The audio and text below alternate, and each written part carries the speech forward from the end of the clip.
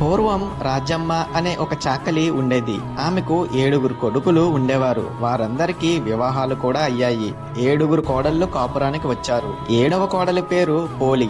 ఆమె పుట్టింటి వారు చాలా పేదవాళ్ళు. ఆమె సద్గుణాలు అందచందాలు చూసి 7వ కొడుకు వరించి పట్టుపట్టడం వల్ల ఆమెకు పెళ్లి జరిగింది. అలానే 7వ కొడుకు కొంచెం అమాయకుడు కూడా. అత్తగారికి మిగతా 6 కోడళ్ళకి ఆ 7వ కోడలంటే చాలా చిన్న చూపుగా ఉండేది. ఇంట్లో పని అంతా ఆమెకే అప్పగించి తాము మహారాణుల్లా కూర్చునేవారు. ఏ ఉత్సవాల్లోనూ వేడుకల్లోనూ పూజల్లోనూ ఆమెను కలుపుకునేవారు కాదు. ఇలా ఉండగా పవిత్రమైనటువంటి కార్తీక మాసం వచ్చింది. అత్తగారు 6 కోడళ్ళు పెద్ద ఆడంబరంగా తెల్లవారుజామునే నది స్నానానికి వెళ్లి పూజలు దానాలు ధర్మాలు చేసి నేనెంత చేశానని చెప్పుకుంటూ ఉండేవారు. పాపం 7వ కోడలు నది స్నానానికి రానియకుండా ఇంటి పట్టునే వదిలేసేవారు. కానీ ఆమెకు మనసు నిండా కార్తీక మాసం చేయాలనే భక్తి ఉండేది. కానీ అత్తగారికి భయపడి ఇంట్లోనే భక్తితో కార్తీక పూజ చేయాలి అని అనుకుంది. ఆమె తెల్లవారుజామునే అత్తగారు మిగతా 6 కోడళ్లు నది స్నానానికి వెళ్లిన వెంటనే తన భర్తను గుమ్మం దగ్గర కాపలా పెట్టి నూతి దగ్గరే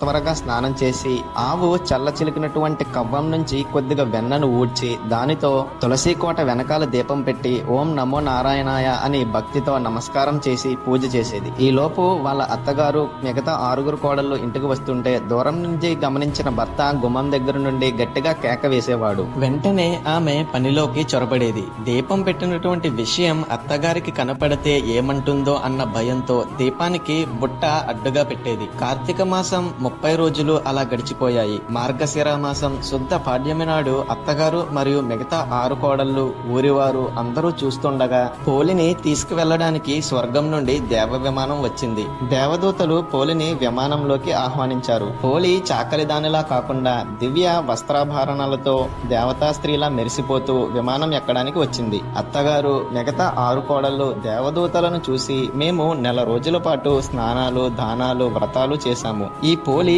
ఏమీ చేయలేదు. దీనికి ఎందుకు ఇంత మంచి గతి పట్టింది అని ప్రశ్నించారు. దానికి వారు ఈ పోలి భక్తి శ్రద్ధలతో మనసులో కార్తీక మాసంని జరుపుకుంది. వీలున్నంతలో ఆవు నెయ్యితో దీపం పెట్టింది. ఆమె భక్తికి నారాయణుడు సంతోషించి విమానాన్ని పంపించారు. మీరు ఆడంబరాల కోసం ఒకరిని చూసి మరొకరు మెచ్చుకోవాలన్న అభిప్రాయంతో స్నానాలు దానాలు చేశారు. అందువల్ల మీరు చేసిన దానాలకి ఫలితం అంతంత మాత్రమే అని చెప్పారు. పోలి దేవతలతో సహా విమానం ఎక్కి స్వర్గానికి వెళ్లిపోయింది. భక్తి కలిగిన మనస్సుతో భగవంతుణ్ణి ఏమాత్రం ఆరాధించినా దానికి ఆయన సంతోషించి ఉత్తమ గతుల్ని కల్పిస్తారు.